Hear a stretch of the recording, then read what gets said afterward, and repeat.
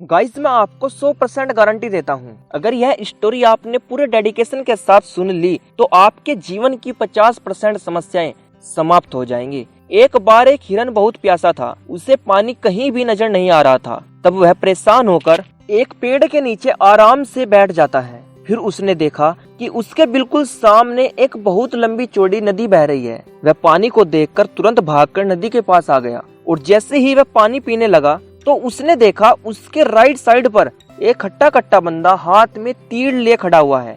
और जैसे ही उसने लेफ्ट साइड में भागने की कोशिश की तो वहाँ झाड़ियों में एक भूखा खूंखार शेर उसे अपनी ओर आने का इंतजार कर रहा था। सडनली बहुत तेज बिजली कड़कने लगी और बिजली सूखे पेड़ों पर गिर गई, जिसकी वजह से उसके पीछे जंगल में बुरी तरह से आग लग गई और वह आग धीरे धीरे उसकी ओर बढ़ने लगी। तब वह पानी पीना भूलकर उन चारों तरफ से घिरी समस्याओं के बारे में सोचने लगा जो उसके प्राण कभी भी ले सकते थे।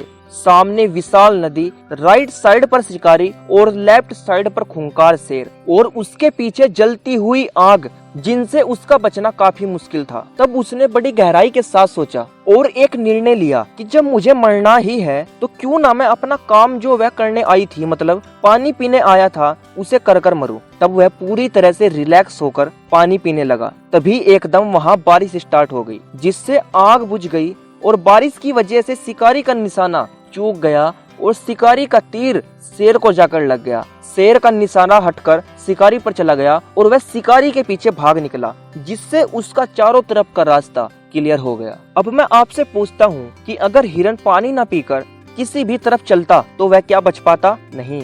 ऐसा ही हमारी जिंदगी में होता है, जब हम समस्या से घिरते हैं तो चारों तरफ से घिर जाते हैं। अगर जब हम अपने लक्ष्य को छोड़कर उन समस्याओं में घिर जाते हैं तो हम भी उनसे ही उलझे रहेंगे। इससे अच्छा यह है जब आप अपनी समस्याओं में फंस जाओ और कुछ समझ ना आए, दिमाग परेशान हो जाए, दिमाग ब्लैंक हो जाए, तो जो आप काम कर रहे हो सिर्फ उस पर ध्यान दीजिए, बाकी सारी समस्याओं से रिलैक्स हो जाइए। वह समस्याएं समय के साथ अपने आप समाप्त हो जाएंगी। फालतू झंझट में ना फंसें। आई होप आपको इस कहानी का उद्देश्य समझ में आ गया होगा। अगर आया है तो इसे प्लीज लाइक जरूर करें।